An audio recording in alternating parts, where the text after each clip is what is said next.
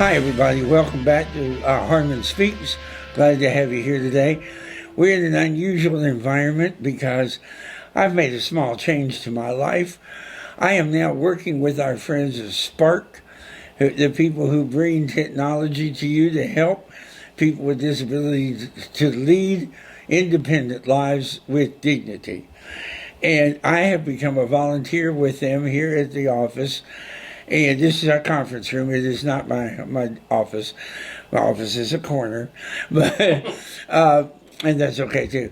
But I am grateful that they give me a spot to work from. I'm going to try to explore some new things, like we want to do an outreach program to people with disabilities. We would like to try to bring you in and offer some art programs. We have a teacher who wants to do arts and crafts. We're working on getting somebody who will teach singing. No, that will not be me. Quit panicking. And I'm going to teach creative writing. I've got a couple books under my belt. I feel like I've got that experience. I have taught it in the high school level, so I'm going to try to offer it to you. And I think these are great outlets. It'll give you a chance to really think about what you think about things and help you express yourself. I hope you'll take advantage of this. Look, if nowhere else, look on the Spark Facebook page, and you'll see some announcements about coming up in the near future. I'm pretty sure about that. But I want to thank the people of Sparks for taking a grumpy old man and letting me try to help. They're very kind about that, and I look forward to it. Now, last week, I had the honor and the privilege of speaking to a group called Life Without Limits. They were a group of engineering students over at the University of Tennessee, Knoxville, and several of them are planning on becoming prostheticists. And I'm very proud that I can say that word. These are very smart young men and women who are looking forward to making a difference in our lives. And I was honored to get to talk to them. And one of the themes that came out of our discussion, I thought should be our theme for the day. And that is the theme of self-advocacy. When you work with a doctor or with a prostheticist, you're talking to people who are experts in their field. And I respect their expertise and their training and what they bring to the table. However, and with me there's always a however, you are the expert. I've been wearing prosthetic legs for 60 years. The first one I didn't wear legs. Mom let me just sit in my diaper and cry. But after that I had to get up and walk. And I've been wearing these more than any prostheticist I know. So when they come in and tell me what they know about it, they know it from a textbook point of view and not from a practical point of view. And I know what I want and what works for me, and I do not take anything less. It's something that I think we have to learn to do, is we have to advocate for ourselves. I give you an example, and I won't mention any names, but I went to a shop once and had a leg built for me, for both legs. And as I wore it, it turned out that they were really too big for me. And as I walked, the leg would slip down on my arm, and then I'd step back into it. I'd pick up and slip down, and I'd step down and step back into it. And it would rub the front of my leg so much that I eventually got a staph infection from the leg. So I had to take the leg off for 6 weeks. I was in a wheelchair for 6 weeks. So those of you who use wheelchairs, salute, you have my respect. But I had that prostheticist build me a new leg that wouldn't slip as much. When I went back, they gave me a new leg to try.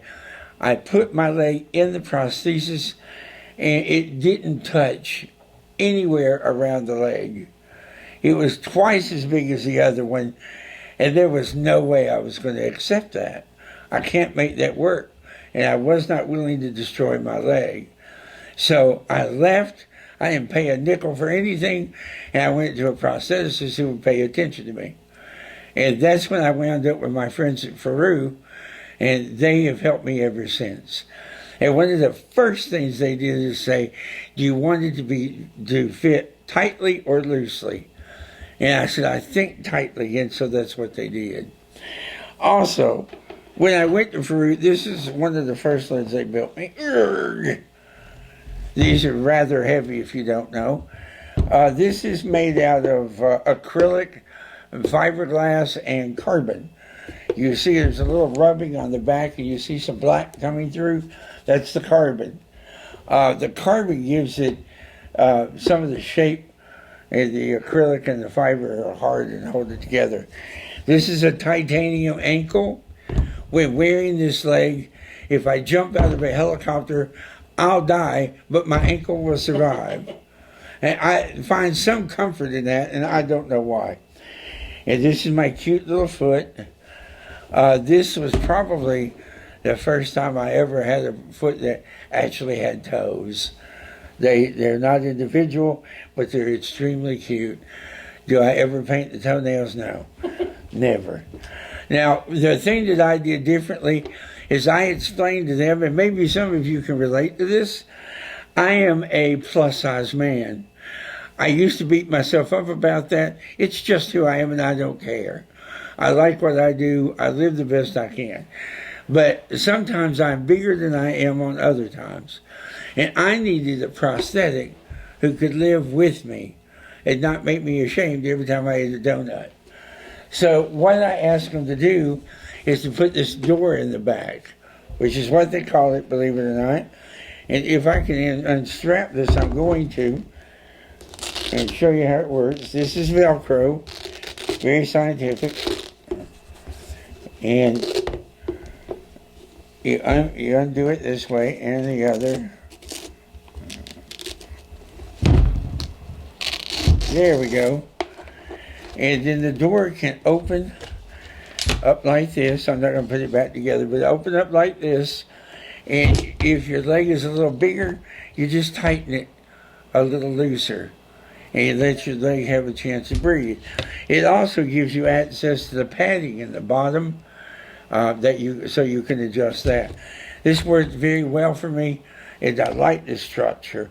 They kept telling me it was going to weaken the integrity of the leg. As you can see, I don't wear it anymore, and it still has its integrity. So it worked fine. I told them I was joking about the jumping out of the helicopter. I wasn't really going to do that. So it's okay. So that was one way that I advocated for myself. One of the things they also told me is when they gave me a tighter prosthetic, which I'm wearing today, they told me I wouldn't really need padding in it. Because if it holds tightly and it doesn't piston, I don't need padding. That is not true. And let me help you with that. If you weighed more than 200 pounds, yes, then you're going to need padding.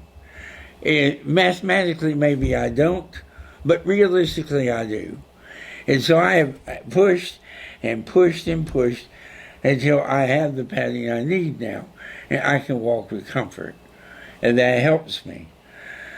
So remember, what I want to urge you to do, and then I'll end my sermon, is I want you to think about what is it you need from the doctor or from the prostheticist or wherever you go.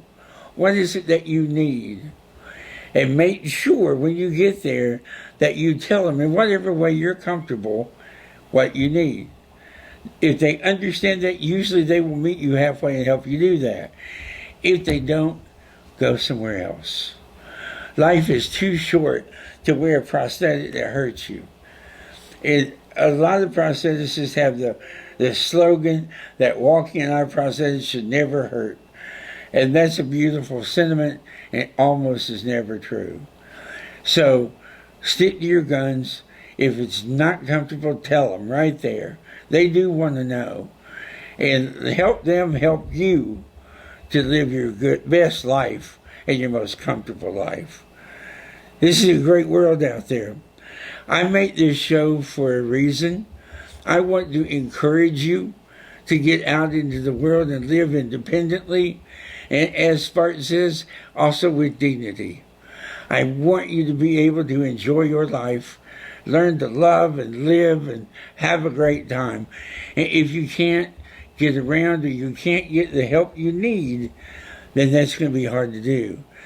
Advocate for yourself. Find the places where you can get help. They're all over town. And contact them, tell them what you need, and let them help you. It's okay to get assistance. It's okay to expect somebody to do their job. So tell them what you need and get out there and do it. I believe in you. I believe that people with disability is the name of a community and not a prescription of who we are. What disabilities do I really have? Well, I'm not skinny. I guess that's one. I can't sing, and I can't play a musical instrument. Other than that, I do okay. And you can too. Get out in the life and live your best life. God bless you. Please keep staying with our channel. Help us support us and do what we need to do. Please, if you have not subscribed, please subscribe. I'm happy to report we're now up to 301 subscribers as of today. So, Catalyst Sports, I want you to dig the kayak out, wax it, get it ready to go. If we hit 1,000, I'll be in it. I promise you. Thank you, everybody, for supporting us and all that you do. If you have an idea of what you want, what kind of show you want, please write in the comments and tell me. If there's something you'd like about us or want to tell us, please share it. If there's something you wish we would improve, please let me know that. The face will always look like this. I can't improve that. But I will try to help the content the best I can. Thank you for joining us. I look forward to seeing you next time.